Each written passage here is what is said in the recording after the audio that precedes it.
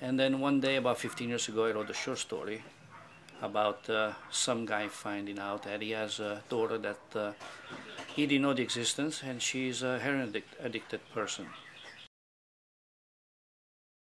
I had to take a short story and turn it into a story, which is about 25 pages story. And then I took the story, developed it into a screenplay. And luckily I have a great support at home, which is my wife, that she sat down with me and we just went over and over and over. We did 26 rewrite. It took months and months to sift through a lot of good actors.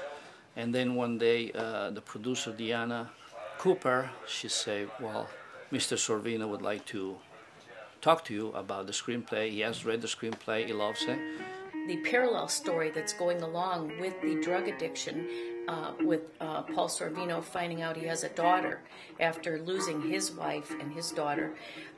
This, really hit home to him. But now we have that parallel story of his best friend being murdered. It always interests me to play characters of dimension, not just one thing or another. That this character has that in spades, and it's a father-daughter kind of thing. What he is a hurt man. He understands loss very well, and he's still, many years later, still reeling from the loss in his own life. And he gets another chance. This project is extremely important to me because it will bring to the surface a lot of life situations. People get an opportunity for a second chance, like Frank. He has a second chance to have a daughter. Judy has a second chance to redeem herself and be finally with a man that's caring for her, a father. Judy is a woman who has gone through a lot in her life and is looking to piece herself together, and has been struggling with addiction, heroin addiction. This rolls a little bit in my wheelhouse, but you don't. You very rarely read something where you get to go that far, and I was interested in it. I'm interested in the transformation of it and themes of revenge and that amount of pain. In this film, I'm kind of the button that is causing all the havoc throughout the entire picture. So to do this as a detective, which plays opposite against law enforcement, protect and serve. Not in this guy's vocabulary, not in Danny's vocabulary. So that was really a great draw for me because it was different than detective roles and military stuff that I've played in the past. Well, the prep is involved in when you're doing rehearsal, trying to figure out how you're going to say it. That's when your prep is done.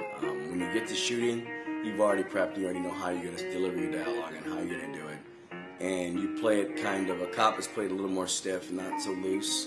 They're a little more stiffer and uptight than normal people are because they've seen murders, a lot of murders. They've seen a lot of things, so they've kind of gotten numb to things, but yet they're very, very borderline. But we have to be a little more emotional than most cops are. They're more straight-laced, but because it's a movie and you need to get into our characters, we have to be a little more emotional than a normal cop. With my character, Kimberly Garcia, this is the first time that she's the lead on a case, and her mentor is Frank, who's played by Paul Sorvino. So this, and because it is his best friend and it is one of the, of their own, of such, this means everything to her. She doesn't want to let him down. She doesn't want to blow it. I think it's really important that for her to do the best that she possibly can. It wasn't even the fact that, she is the lead. It's just that he gave that, one of probably the most important case ever to her.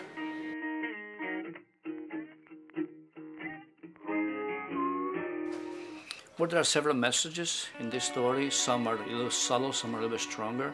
I think message number one, you can do it. You can do anything you want in life. You want to become an architect, you want to become an engineer, you want to become an astronaut, whatever. If you really have the passion for it, you can go and do it. That's one of the messages. The other message, you can do too, quit heroin or any drugs that you are into it. Just find the right support. In this case, happen to be a father but it could be a friend, it could be a mother, it doesn't matter, an acquaintance, stay away from it. It might be great today, but your life is be gone in no time, and you'll be either dead or a bum. Second chances. There are second chances story, right? As I mentioned before, there's redemptions here. There's forgiveness in this story. There's murder, there's mystery, there's loss, there's gold involved, there's money involved. There's a lot of elements that creates this story. It makes it really intriguing, But ultimately, who took the gold that belonged to Charlie? And that's for the audience to come to the theater and figure it out. Because somebody took that gold.